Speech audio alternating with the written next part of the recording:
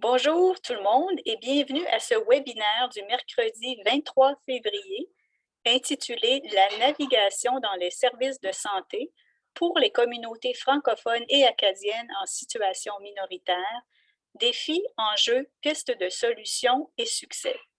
Mon nom est Nathalie Boivin, je suis agente de mobilisation des connaissances et des communications à la Société Santé en français et je serai votre animatrice aujourd'hui. Avant d'aller plus loin, une première reconnaissance. Donc, je reconnais que je me situe sur un territoire autochtone millénaire, lieu de rencontre et de diplomatie entre les peuples et lieu de la signature du traité de paix et d'amitié que les Malécites et les Micmacs ont conclu avec la couronne britannique en 1725. Je remercie les peuples Micmac et Malécites de leur hospitalité sur ces territoires non cédés. Quelques mots à propos de la Société Santé en français. Alors, la Société Santé en français est un mouvement national mobilisateur qui, par la force de 16 réseaux provinciaux, territoriaux et régionaux, a pour objectif de promouvoir le développement de la santé en français des communautés francophones et acadiennes vivant en situation de minorité linguistique au Canada. Les objectifs des webinaires sont les suivants. Offrir un meilleur accès aux nouvelles connaissances, faciliter la prise de décision éclairée par les données probantes, favoriser les interactions entre producteurs et utilisateurs de connaissances. Les webinaires sont rendus possibles avec le financement de Santé Canada. Aujourd'hui, nous avons le plaisir d'accueillir deux panélistes, donc Tina Chrisman et Jacqueline Higgins. Une première panéliste, Tina Chrisman. Alors, Tina occupe les fonctions de chef stratégie, planification, conception et mise en œuvre du système de services en français à Santé Ontario Centre. Elle apporte son soutien à l'élaboration de programmes et d'initiatives visant à répondre aux besoins des francophones et des autochtones en lien avec les priorités stratégiques de Santé Ontario. Dans son travail, Tina s'assure de mettre l'accent sur l'innovation, la qualité et l'équité en matière de santé. Comme professionnelle bilingue, Tina travaille dans le système de santé depuis 20 ans. Elle a collaboré avec plusieurs partenaires tout au long de sa carrière, notamment les entités de planification des services en français, le réseau francophone de santé du sud de l'Ontario et le Cercle de santé autochtone pour Simcoe Nord Muskoka. Ces travaux ont permis d'améliorer l'accès aux services en français et de développer des services culturellement adaptés et sécuritaires pour les Autochtones. Tina est toujours respectueuse des spécificités de chaque communauté. Elle continue à contribuer au développement des services de santé équitables et de qualité pour les résidents de Santé Ontario Centre. Elle est reconnue tant pour sa personnalité dynamique que pour son professionnalisme. Notre deuxième panéliste est Mme Jacqueline Higgins. Jacqueline, elle dirige présentement le réseau santé en français de Terre-Neuve-Labrador. Elle est titulaire d'un baccalauréat en neurosciences de l'Université Memorial et d'une maîtrise en sciences cliniques de la vision à l'École d'optométrie de l'Université de Montréal. Jacqueline a géré divers projets de recherche et d'essais cliniques en collaboration avec Santé Canada, l'Institut Nazareth et Louis Braille, le réseau Vision et le Centre de recherche interdisciplinaire en réadaptation. Jacqueline cumule également plus de 3 ans d'expérience en coordination de programmes cliniques, incluant des rôles de coordination de relations optométriques et de programmes de chirurgie intraoculaire. À Montréal, Jacqueline gérait un des programmes chirurgicaux intraoculaires privés les plus volumineux au pays, jusqu'à ce qu'elle décide de retourner à Terre-Neuve-Labrador pour assumer les fonctions de directrice générale du réseau en santé de Terre-Neuve et Labrador.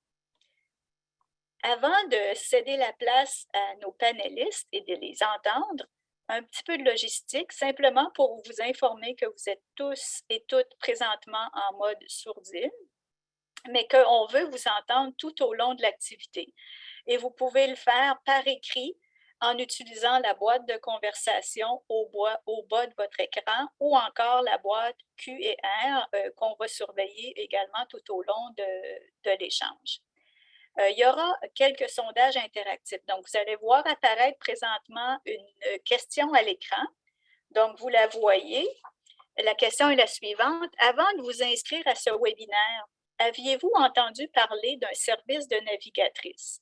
Donc, vous pouvez cocher la réponse qui vous correspond, soit non, pas du tout, oui, un peu ou oui, très souvent. Donc, cochez la réponse qui vous correspond et par la suite, cliquez sur soumettre. On va pouvoir savoir un peu qui est derrière l'écran et est-ce que vous connaissiez ou pas le programme de navigatrice avant aujourd'hui. Alors, pour 60% d'entre vous, vous connaissiez déjà le service de navigatrice, 20% pas du tout et 20% un peu. Donc, c'est parfait. On espère que l'activité va vous permettre d'en savoir un peu plus. Donc, aujourd'hui, on utilise un format un petit peu différent qui est de type panel. Donc, je vais présentement fermer mon écran. Et voilà. Et je vais lancer une première question à nos deux panélistes, Jacqueline Higgins et Tina Chrisman. Mesdames, peut-être en début, j'aimerais vous inviter d'abord, Tina, à nous raconter un peu la petite histoire du développement de l'initiative de navigatrice chez vous. C'était quoi la situation qui a donné lieu à l'idée de partir un système de navigatrice? Qui est-ce qui a pris un peu le leadership de cette idée-là chez vous? Alors, Tina? Merci Nathalie. Bonjour tout le monde. Ça me fait plaisir d'être ici avec vous aujourd'hui. J'espère que moi et Jacqueline, on va pouvoir vous informer un petit peu plus sur la navigation des services en français pour les patients francophones et minoritaires. Pour répondre à ta question, je pense que qu'est-ce qui est arrivé, c'est là, en 2015, on s'est approché par des gens de la communauté qui avaient de la difficulté à naviguer le système de santé. Moi, à l'époque, je travaillais avec les Autochtones qui avaient développé des systèmes de navigation pour aider avec l'équité, les soins culturellement sûrs et la prévention des racismes dans les hôpitaux. Alors, avec l'Entité 4 est une équipe de planification ici qu'on travaille beaucoup près en Ontario avec.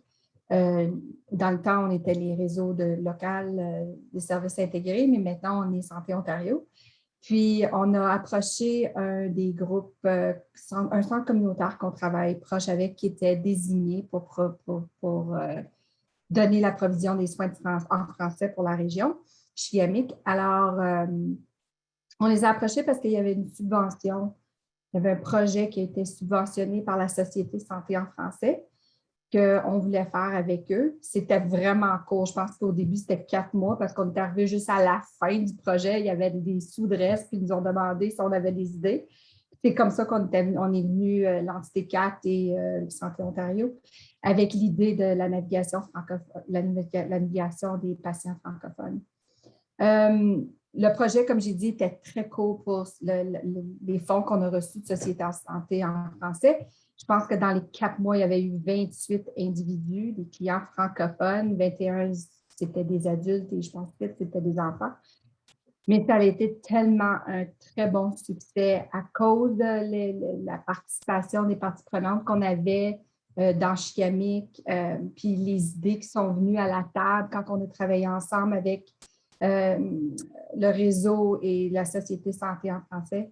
Puis, je pense que c'est comme ça s'est déroulé. On s'est tout mis sur la table, à travailler fort, à s'assurer que le projet était pour assurer les patients d'être capables de trouver les services qu'ils ont besoin dans la région, parce que c'est tellement, comme on sait, c'est difficile de trouver les services déjà de l'avance. Moi, je sais, j'ai un papa au Québec, puis c'est comme, c'est pas facile de trouver les services qu'il aurait besoin.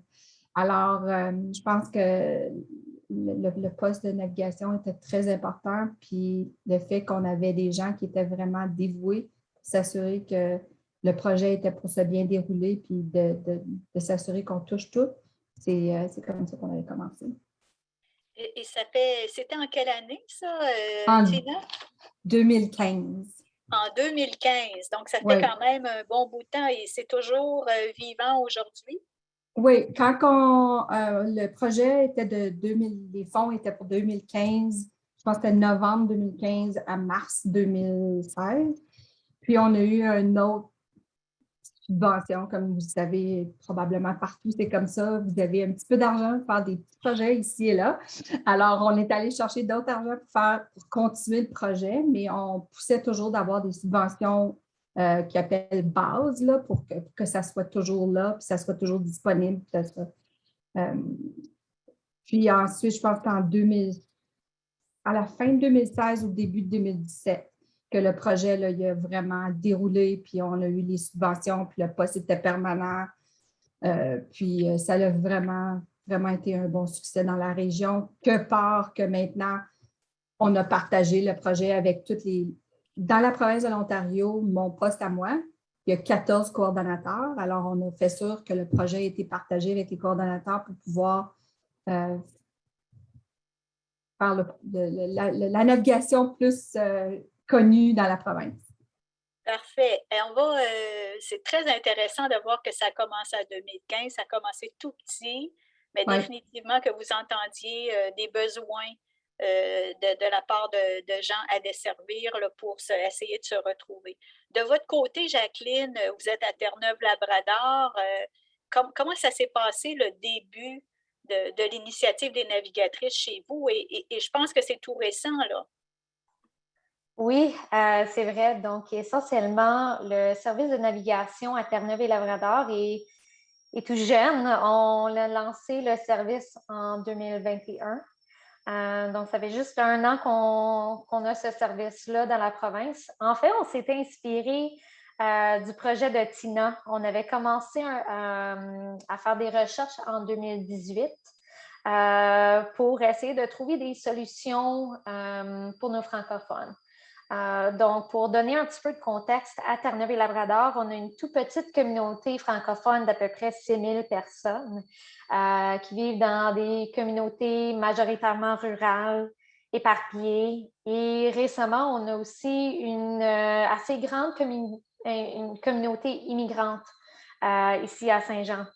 Donc, avec ça, on avait beaucoup de francophones venant de d'autres provinces du Canada et en dehors du pays qui ne connaissaient pas très bien notre système de santé. Et comme tout le monde ici sait probablement déjà, même les systèmes de santé entre les différentes provinces, c'est mêlant. C'est pas nécessairement facile à comprendre, surtout quand ce n'est pas dans notre langue maternelle. Donc, on voulait essayer de trouver une solution pour ça, pour essayer d'avoir un niveau de soutien supplémentaire pour notre population afin qu'ils puissent comprendre qu'est-ce qui existe en termes de services et de ressources pour eux.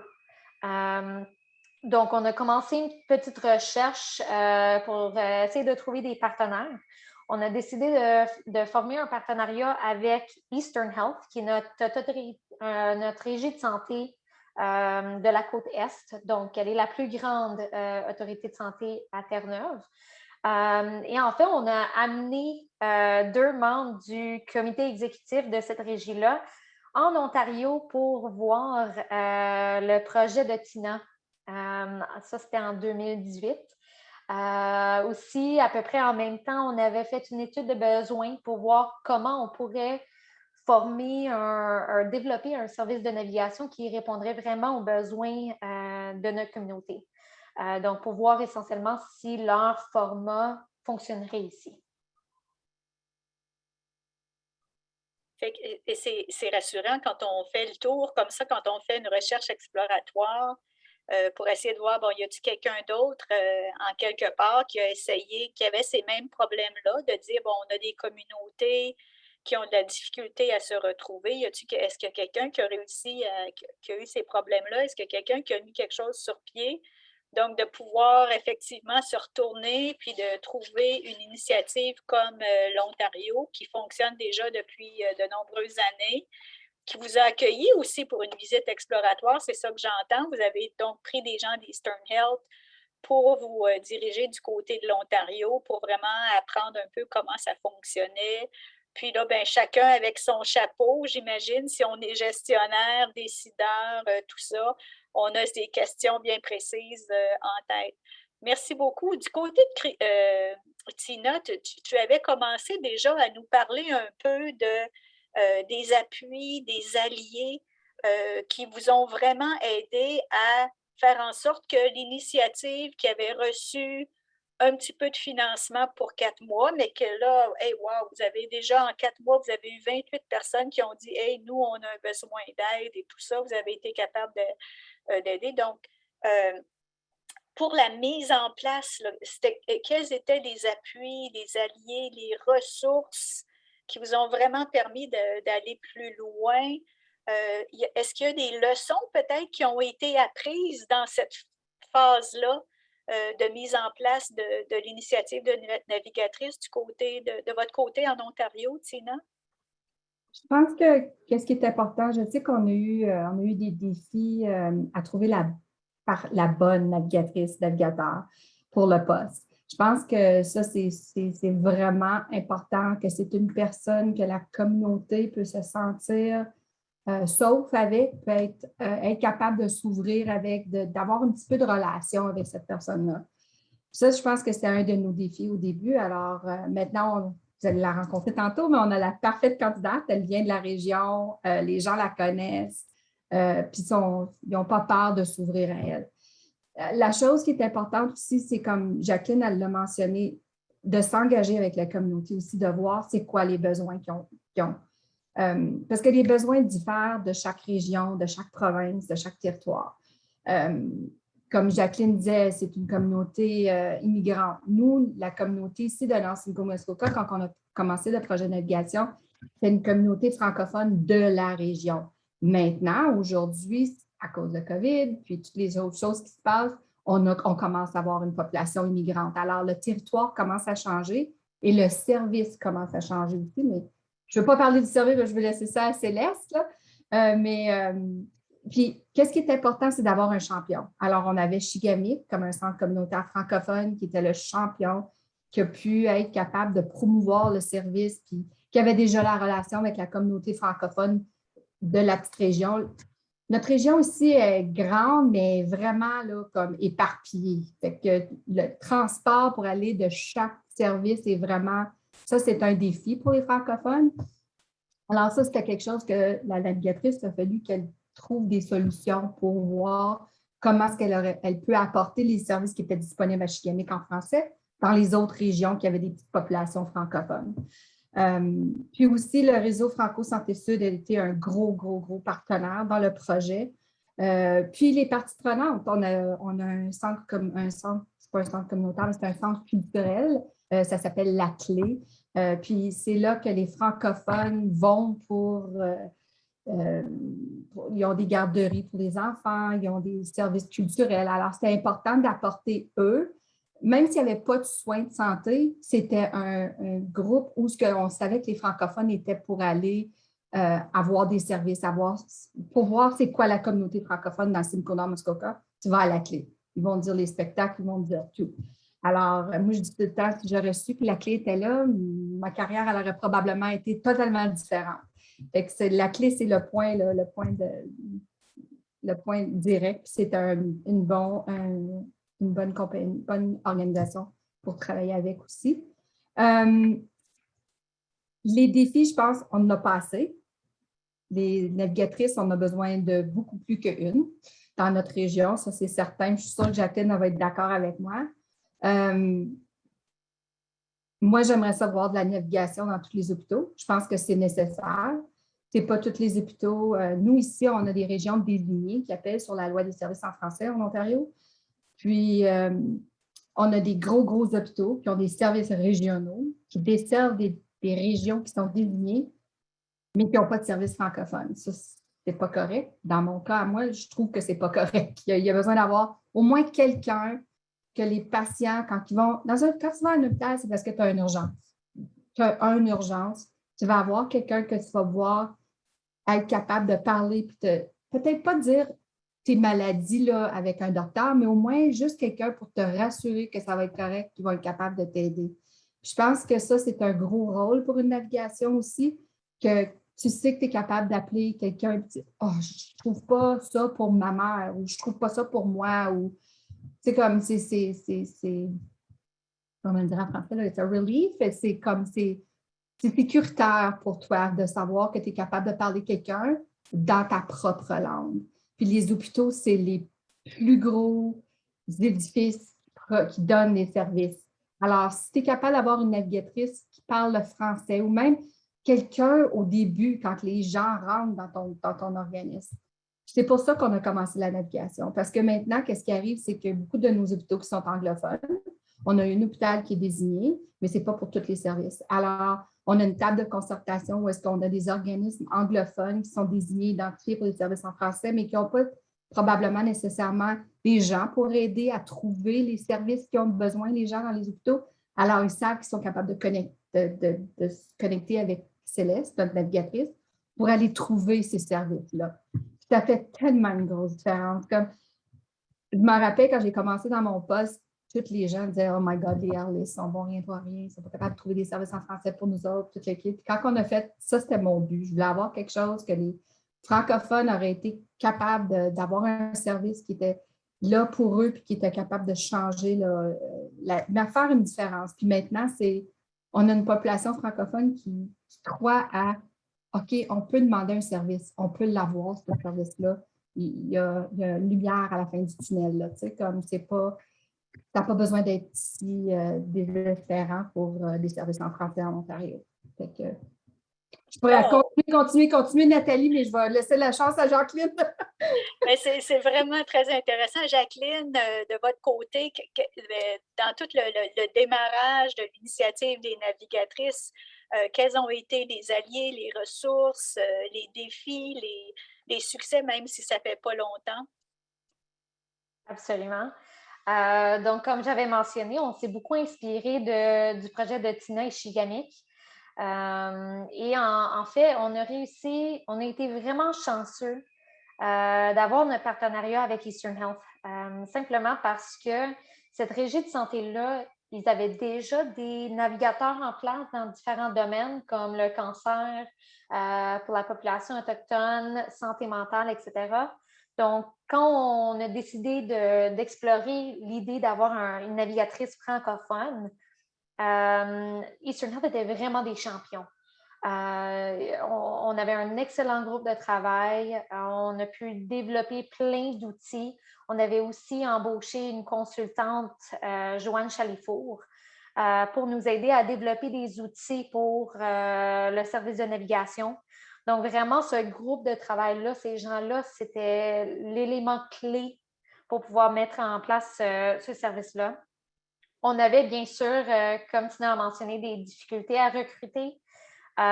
Simplement parce que dans le projet initial, donc on avait un projet pilote financé par Santé Canada via la Société Santé en français. Le poste était à temps partiel et l'idée de la régie était d'avoir quelqu'un qui était professionnel de santé, donc essentiellement infirmière ou une profession semblable. Donc, on avait de la misère à trouver quelqu'un qui était infirmière et qui voulait travailler à temps partiel. Donc, c'est là où on a été bloqué un petit peu, puis on a été extrêmement chanceux. On a trouvé Lynn Miller, notre navigatrice que vous allez rencontrer bientôt, qui était vraiment aussi la personne parfaite pour nous. Nous, on a pris une approche un petit peu différente que Shigamik. En fait, on voulait quelqu'un qui n'était pas super intégré dans la communauté déjà. Parce que notre communauté francophone est tellement petite, on savait qu'il y avait des enjeux, et on les avait vus dans les services d'interprétariat, par exemple, où la communauté, les patients ne voulaient pas avoir quelqu'un qu'ils connaissaient dans leur rendez-vous de médecin. Donc, par exemple, si c'était un interprète médical, ils allaient avoir un rendez-vous avec leur médecin de famille. Ils connaissaient la personne parce qu'ils jouaient au soccer ensemble les samedis. Donc, on voulait éviter un peu ça. Donc, Lynn, en fait, est originaire de Terre-Neuve-Labrador. Elle est francophile. Donc, elle parle français, mais elle n'était pas intégrée dans la communauté francophone. Donc, il y a tout cet aspect de confidentialité-là qu'on a réussi à vraiment utiliser à notre avantage pour que les francophones puissent se sentir à l'aise de l'approcher. Par contre, ça veut dire aussi qu'on a beaucoup de travail à faire en engagement communautaire et d'assurer que Lynn, en tant que navigatrice, est bien intégrée dans la communauté. Donc, c'est ça, on a pris un peu une approche différente avec ça. Aussi, un des gros enjeux qu'on avait et une des raisons pourquoi on voulait une navigatrice, c'est le manque d'accès aux soins primaires à Terre-Neuve-Labrador. Donc, ici, dans notre province, à peu près 20 de la population en général, donc pas juste les francophones, n'ont pas accès à un médecin de famille. Et c'est encore plus difficile pour les francophones d'essayer de trouver quelqu'un qui peut leur servir en français.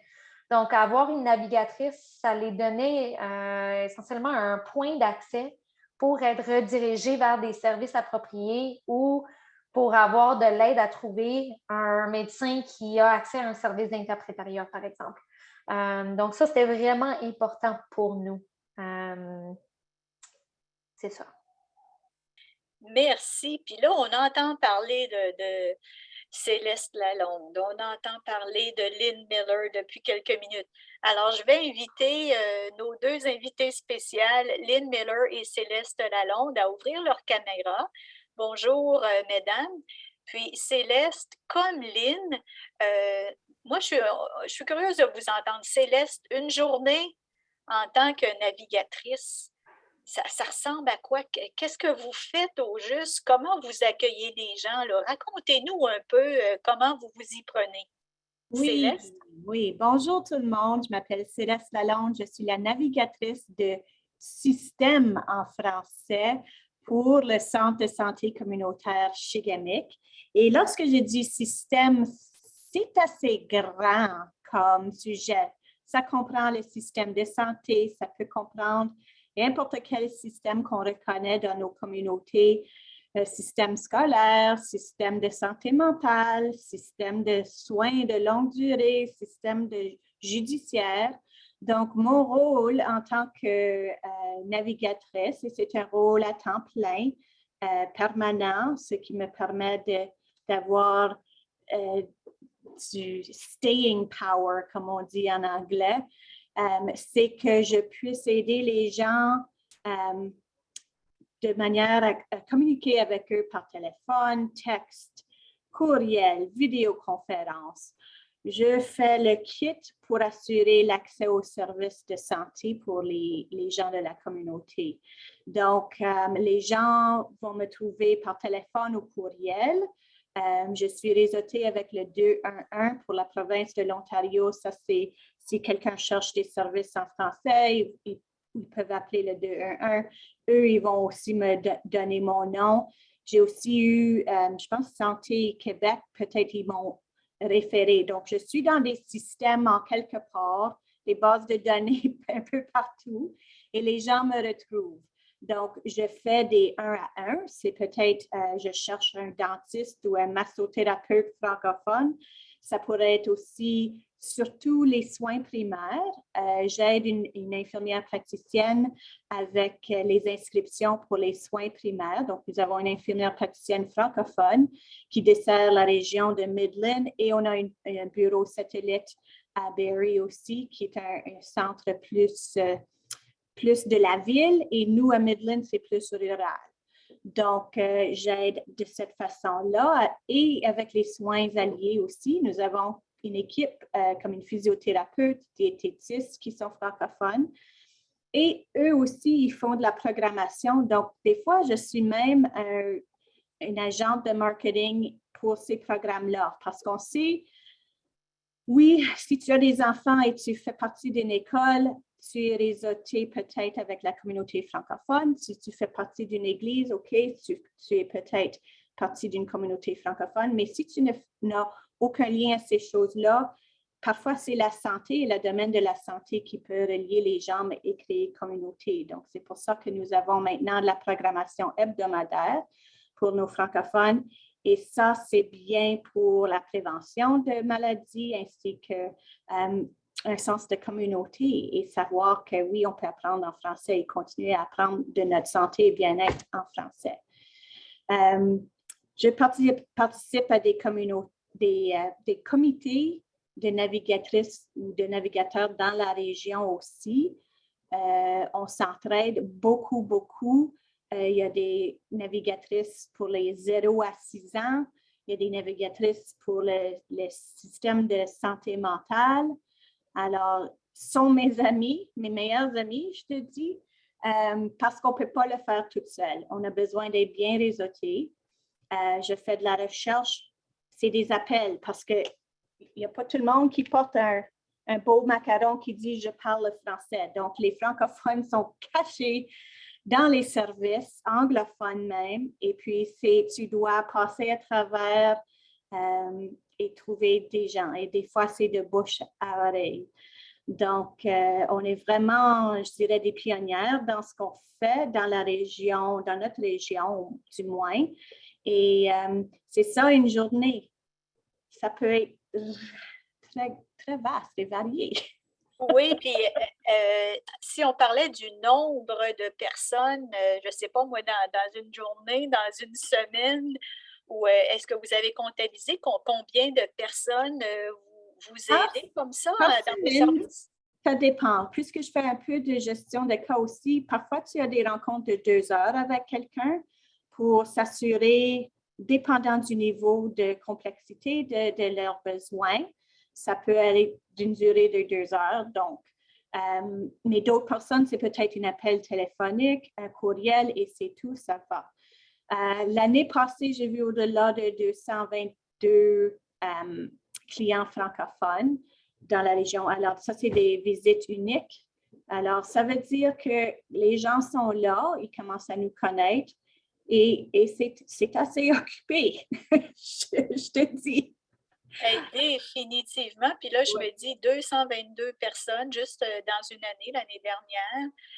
Imaginez s'il n'y avait pas ce service-là. Ça en fait des personnes, ça en fait des familles qui tournent en rond peut-être parce qu'ils ne savent pas où aller chercher ou qui manquent des occasions ou dont la situation de santé se détériore parce que ça tarde trop avant qu'ils puissent avoir accès. Ça nous donne une vraie bonne idée, Céleste. De ton côté, Lynn, l'entrée en poste en tant que navigatrice, c'est tout récent. Alors, à quoi ça ressemble tes activités, tes responsabilités dans ton coin à Terre-Neuve-Labrador? Quand j'ai commencé, c'était en pleine de COVID. Alors, tout était fermé. Il n'y avait pas moyen de faire les grandes séances avec beaucoup de monde. Donc, le plus grand chose que j'ai fait, c'était plutôt par l'ordinateur avec les meetings Zoom. Et puis, après, une fois que ça s'est lâché un petit peu, il y avait un petit peu de porte ouverte. Alors là, je rencontrais les gens. Ils m'appelaient par téléphone ou bien par courriel ou quelqu'un les référait, faisait une référence pour que je les voie. Et puis, je fais toutes sortes de choses pour mettre dans le système de santé pour l'assurance ici à Terre-Neuve, pour avoir les cartes, pour chercher les médecins de famille ou bien quelqu'un qui pourrait donner le soin qu'il leur faut. Aussi, il m'est arrivé d'avoir des demandes pour quelqu'un qui avait besoin de plus qu'un autobus pour faire les commissions, tout ça, et puis pour aller au rendez-vous à l'hôpital. Alors, j'ai fait les arrangements pour le boss pour venir la chercher sur le monde, puis les demandes dans sa langue, tout ça. Alors, c'était bien. D'autres fois, il y a des gens qui m'appellent pour toutes sortes de choses. Des fois, c'est pas uniquement pour la santé, c'est pour savoir où je peux aller chercher ça. Alors, je dirige comme je peux. Et puis, souvent, quand ils ont besoin de quelque chose, comme quand ils ont lancé pour se faire vacciner ici, tout était en anglais. Alors, un coup de téléphone et puis, tu sais, sonner un petit peu et puis ils ont lancé en français. Pas tout à fait en français, mais au moins, il y a moyen d'avoir les interprètes par Rio. Et puis, je suis occupée. Il y a pas tout le temps, pas à plein temps. Je travaille à plein temps tout de suite.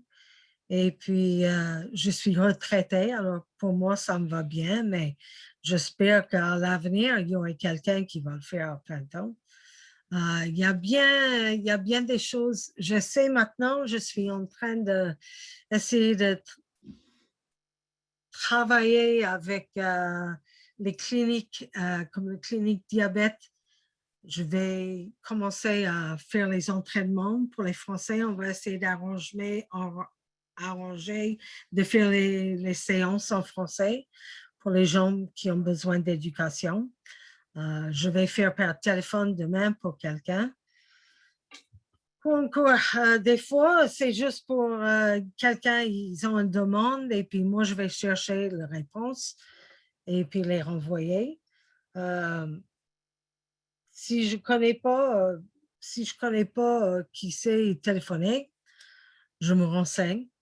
Puis une fois que j'ai marqué le numéro dans mon carnet, c'est pas perdu. Et puis, depuis que j'ai commencé, ça m'arrive d'avoir les gens qui retournent avec d'autres problèmes.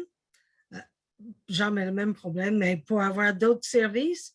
Alors, ça commence à être connu dans la communauté quand même.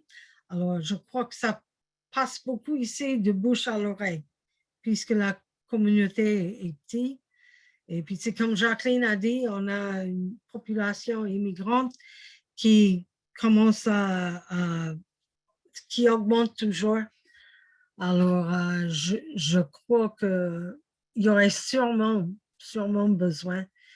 Alors, si j'ai l'occasion de parler avec quelqu'un dans le gouvernement ou quoi que ce soit, je les encourage, puisqu'il faut que tu fais ça maintenant en français, pourquoi tu ne fais pas tout le reste en français? Comme ça, il y aurait moins d'embêtements.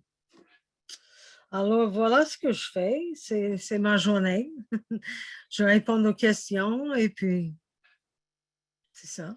Merci beaucoup, Lynn. On a vu dans vos deux témoignages, Céleste puis Lynn, que les activités varient un peu, puis c'est tout à fait attendu parce que votre communauté est différente. Puis le nombre d'années depuis lequel le service est en place est différent. Donc, moi, j'ai entendu Céleste dire que le bouche à oreille et puis au fil du temps, on développe son réseau de connaissances, de services et tout ça, puis on est capable de mieux diriger peut-être ou de diriger de façon plus précise. Céleste, qu'est-ce que c'est? Si tu avais à mettre le doigt là, sur une chose, là, un atout que tu as qui fait vraiment une différence dans ton rôle de navigatrice, quelque chose que tu as, toi, là, de particulier, là, qui fait vraiment la différence pour rejoindre les gens ou pour jouer ton rôle de navigatrice, ce serait quoi? Pour moi, je pense qu'être au sein de l'organisme avec lequel je travaille, un centre de santé communautaire comme Shigamic, c'est que je ne suis pas seule en termes d'équipe parce qu'il y a d'autres gens bilingues dans mon équipe. Et le fait de ne pas être isolée et travailler toute seule, ça veut dire que je suis appuyée. Donc, cet appui à l'interne de mon agence me donne le courage pour établir des meilleurs liens à l'extérieur aussi. Donc, je dirais que c'est l'appui que j'ai dans cette équipe. Qui fait vraiment la différence. La différence, Merci. vraiment, là, oui. OK, merci. De ton côté, Lynn, ça vient tout juste de commencer, là, ça fait peu de temps.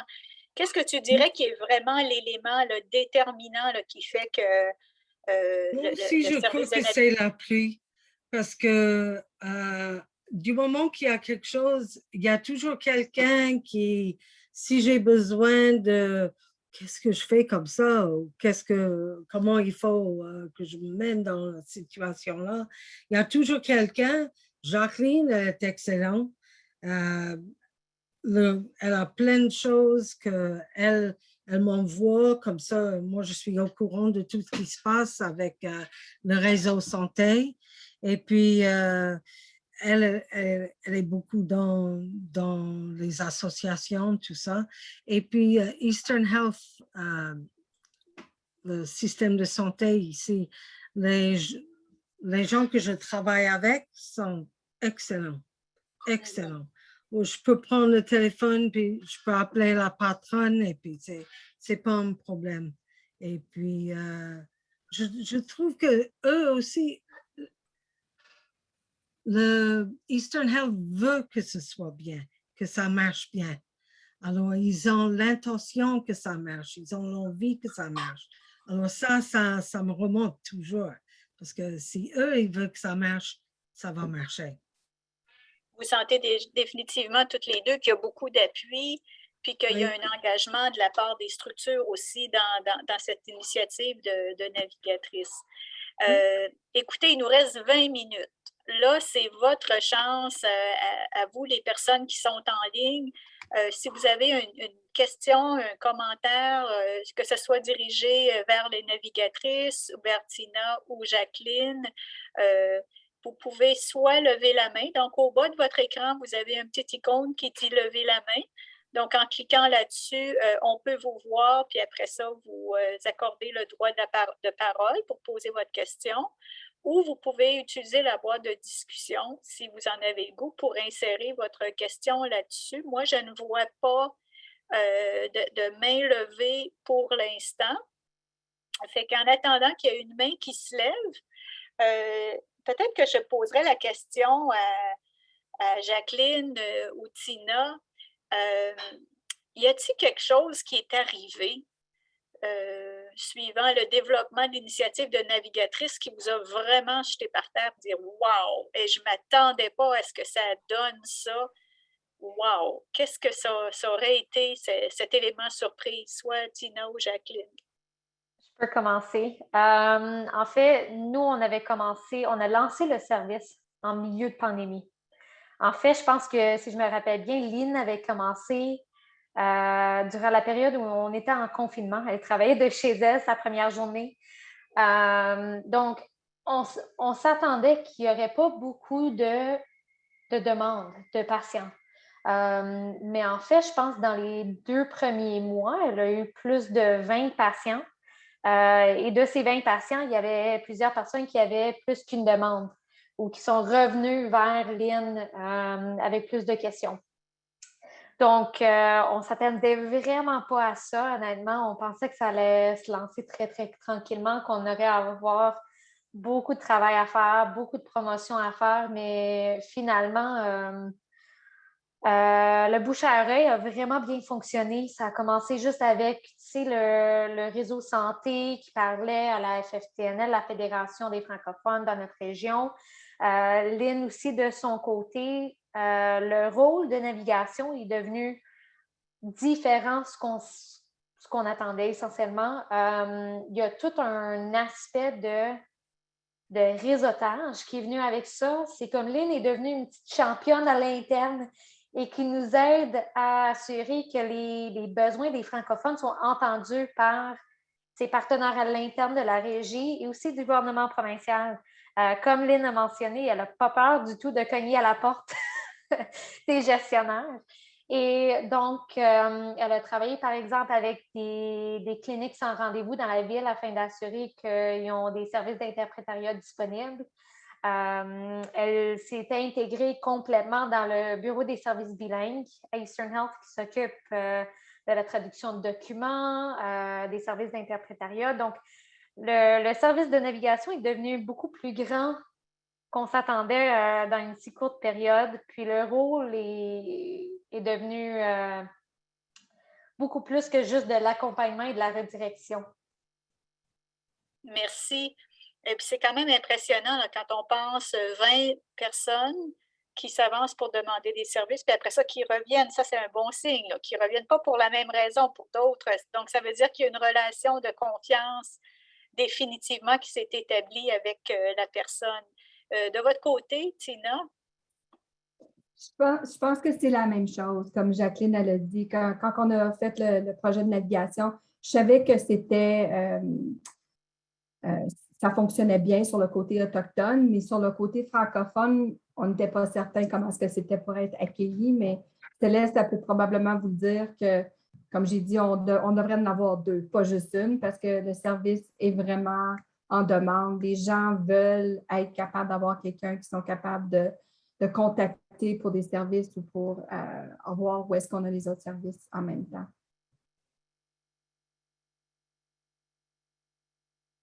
On a une question de la part de Marianne Goodwin. Marianne pose la question suivante. Je vais la lire.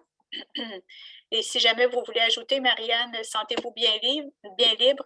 Donc, Marianne dit « Merci de nous faire mieux connaître votre rôle et la perspective dans 2 provinces. Elle travaille depuis peu pour la Commission de la santé mentale du Canada. Elle demande si vous avez des liens avec la commission et connaissez-vous les ressources et formations offertes en français. » Donc, je ne sais pas laquelle veut répondre, Céleste, peu importe. Ce que je vais faire, je vais laisser Céleste parler parce que, comme de fait, dans la région ici, on a maintenant une navigatrice pour la santé mentale, seulement pour la santé mentale, qui travaille vraiment proche avec Céleste. Alors, je vais laisser Céleste parler de leur relation et comment est-ce qu'on pourrait aider avec ça. Oui, on connaît la commission, le premier soin santé mentale. Notre airlift nous a formés là-dedans. Donc, chez nous, on a 2 formateurs qui peuvent offrir ce programme-là. Et ce qui est bien, c'est que dans le temps pré-COVID, on formait nos partenaires francophones.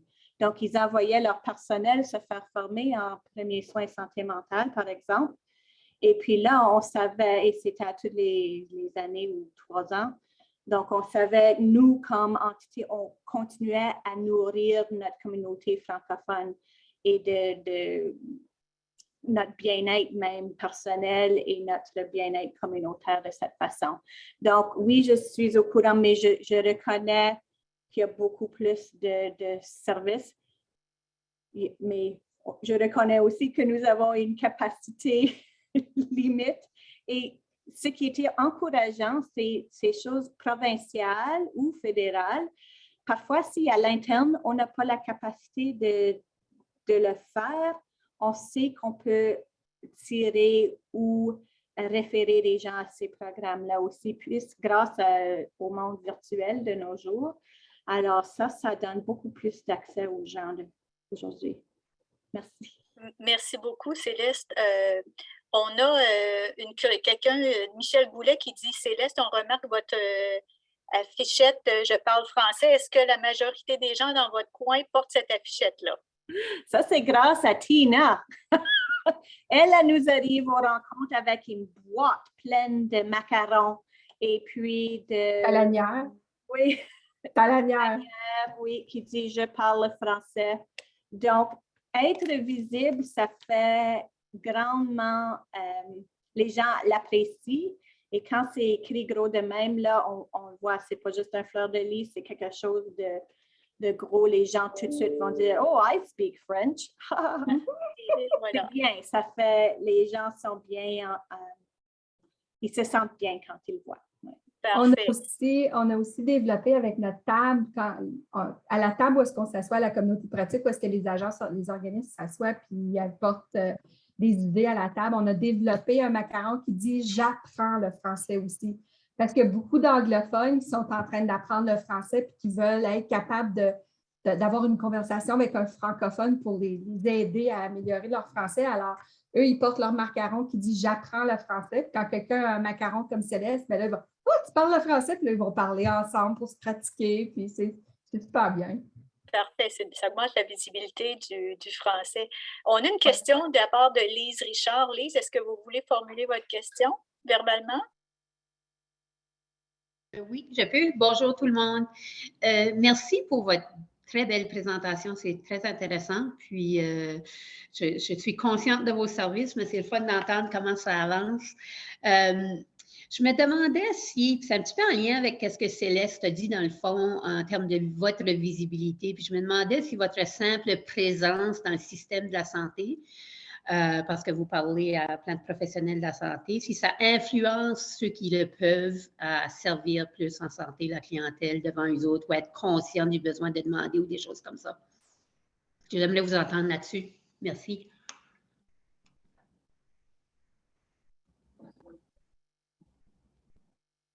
Veux-tu Céleste? OK.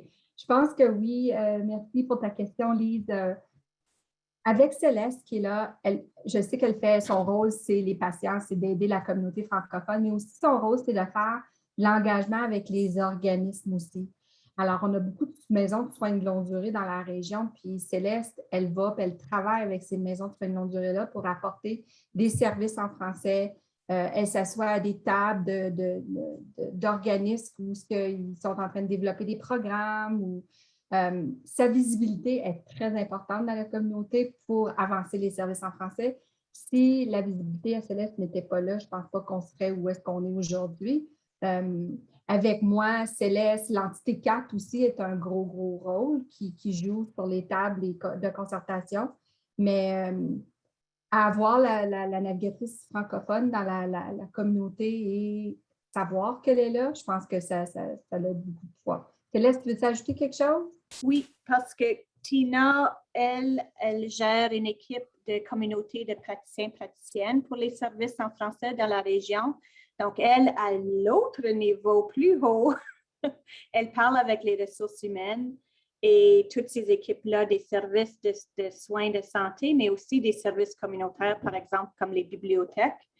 Et elle assure, elle supporte ou appuie les comités francophones dans chacun de ces places-là pour ensuite encourager leurs ressources humaines pour que les gens se soient en sécurité pour dire que oui, je parle le français, je vous dis que je parle le français, je me sens en sécurité pour offrir un service en français ou peut-être pas offrir un service en français, mais je peux accueillir les gens et dire bonjour et quoi que ce soit.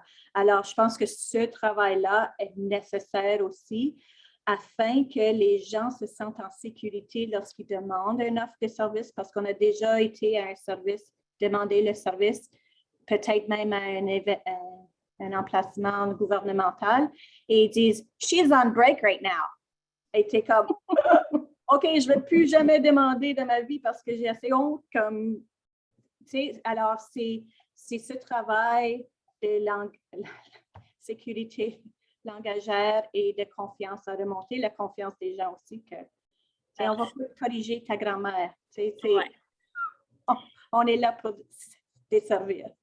Du côté de Terre-Neuve-Labrador, peut-être juste pour continuer sur la même lancée, est-ce que vous sentez que ça se ressemble ou vous voulez ajouter quelque chose? Absolument. Donc, nous, en fait, c'est crucial que la navigatrice soit intégrée dans la communauté francophone. On avait fait des cliniques de vaccination, par exemple, quand la grippe, elle est venue faire une tournée de notre centre scolaire et communautaire en ville pour essayer de rencontrer les membres de la communauté et participer aux événements. Elle participe aussi en tant que panéliste souvent à nos tables de concertation, nos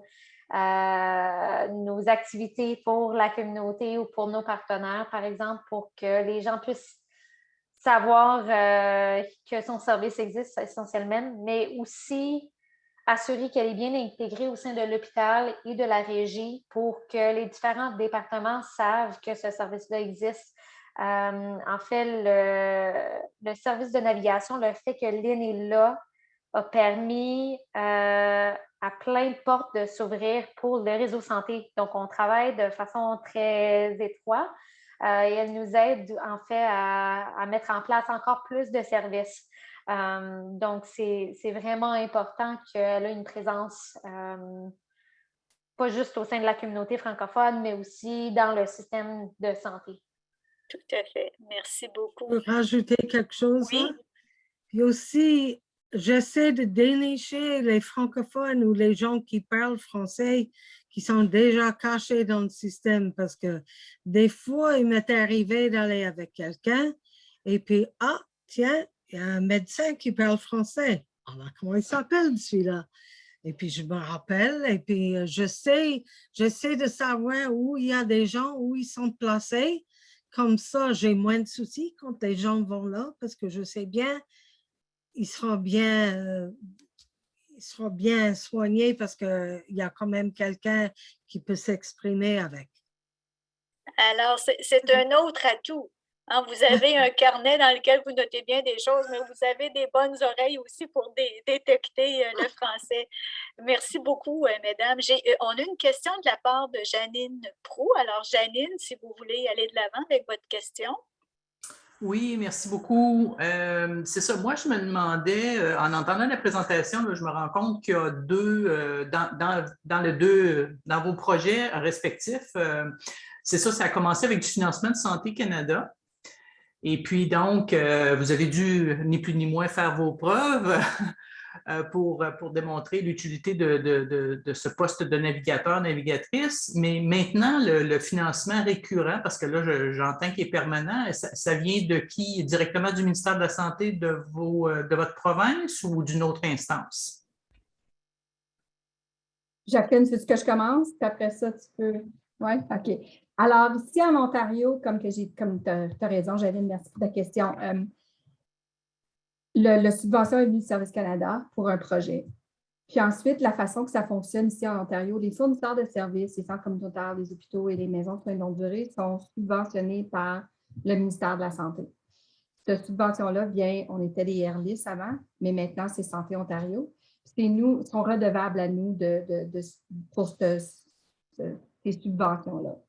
Alors, quand ils veulent de nouveaux services, développer des nouveaux services, soit dans les soins primaires, des nouveaux lits, des centres communautaires, des programmes et services, ils posent une demande à nous, puis annuellement, on regarde si on a de l'argent qui vient des nouveaux sous qui viennent du ministère de la Santé, ou après que tous ces fournisseurs-là ont fait leur rapport annuel, s'ils ont des sous qui leur restent, on met tout ça ensemble, puis on les sépare pour des nouveaux projets. Ceci étant dit que des fois, ces subventions-là ne sont peut-être pas permanentes, sont peut-être encore pour un autre projet. Puis comme que j'ai dit tantôt, on a eu le petit projet de Service Canada. Après ça, on a eu un petit projet de 8 mois. Ça, c'était de l'argent qu'on avait ici dans le ministère de la Santé, qu'on a pu leur donner. Puis après ça, on a poussé, comme que Céleste, elle a dit, là, on va dire en bon français, j'ai pas ma langue dans ma poche. Fait que je vais puis je fais du championnat pour les services en français avec les leaders de ma table, les leaders d'un organisme, pour leur dire, OK, on a besoin d'avoir des subventions pour ce poste-là. Voici les résultats du poste. Comment est-ce que ça a amélioré les services en français? Je ne sais pas si tu connais les choses en Ontario, mais en Ontario, c'est d'essayer de ne pas avoir les gens à l'hôpital, de réduire le montant de gens qui vont aux hôpitaux. Puis le service de navigation montrait que les gens, au lieu d'aller dans un hôpital, appelaient Céleste. Alors, on a été capable de mettre des succès de deux côtés, de voir la réduction des nombres de gens qui allaient à l'hôpital, puis la réduction des francophones qui n'avaient pas de service ou l'augmentation des services en français. C'est comme ça qu'ils ont eu la subvention parce qu'ils ont écrit je ne sais pas comment tu dis, un business case en anglais pour le poste. C'est comme ça qu'on a eu les subventions. Je ne sais pas comment ça fonctionne à Terre-Neuve, mais je vais laisser Jacqueline. Et juste avant que Jacqueline commence sa réponse de son côté pour la source de financement, je vais juste vous annoncer que vous allez voir apparaître un sondage à l'écran pour évaluer le webinaire d'aujourd'hui. Donc, vous pouvez simplement regarder le sondage, faire défiler les questions jusqu'au bas en utilisant la petite bande grise qui est sur le côté de la boîte. Puis une fois que les questions ont été répondues, cliquez sur « Soumettre ». Et ça nous permet vraiment de nous ajuster, nous, pour les webinaires. Donc, Jacqueline, de votre côté, comment ça va pour le financement? En fait, nous, on est dans le milieu de ce processus-là. Au début, on avait obtenu un financement de Santé Canada via le réseau santé en français de Terre-Neuve-et-Labrador. Pour mettre en place le service, c'était essentiellement un mini-projet pilote. Ensuite, la régie, parce qu'ils ont tellement aimé ce projet-là, ils ont décidé de faire une demande de fonds directement avec Santé Canada sans passer par le réseau santé pour qu'ils puissent gérer eux-mêmes le service de façon un petit peu plus autonome. Dans le but, en 2023, de faire une demande de financement au gouvernement provincial pour rendre le service permanent. Donc, nous, comme en Ontario, les régies de santé sont subventionnées par le gouvernement provincial. Donc, si vous êtes intéressé à commencer ou à regarder ce genre de service-là dans votre province, je pense que ça vaut la peine de contacter votre réseau santé de votre province ou territoire parce qu'ils peuvent soit vous offrir des conseils ou un appui pour mettre en place le processus. Et c'est pas mal ça. Alors, mesdames, sur cette note et ce conseil judicieux de la part de Jacqueline, notre temps de panel est terminé pour aujourd'hui. Ça a été très intéressant et nous aurions pu facilement doubler la durée de la session, tant il y a encore des éléments qui nous intéressent. Mais vous allez trouver les coordonnées. On va s'assurer de mettre les coordonnées des panélistes sur le site Internet de la Société Santé en français avec l'enregistrement du panel d'aujourd'hui. Donc, si jamais vous voulez retourner auprès de Céleste, Lynn, Tina ou Jacqueline pour davantage de questions, vous pourrez le faire parce qu'effectivement, les présentatrices nous ont donné le goût, je crois, de s'embarquer dans une initiative telle que celle des navigatrices. Alors, vous voyez dans la boîte de discussion, Jacqueline vient d'indiquer santé@fftnl.ca, donc elle a déjà là, mais on va mettre ces liens-là disponibles avec l'enregistrement sur le site de la SSF pour que vous puissiez donner suite. Merci beaucoup, mesdames, pour votre participation au panel et longue vie à l'initiative de navigatrices, puis on espère que les navigatrices se reproduisent, qu'il y en ait de plus en plus d'un bout à l'autre du Canada. Merci beaucoup et bravo pour votre travail. Au revoir. Merci. Merci. Au revoir, merci.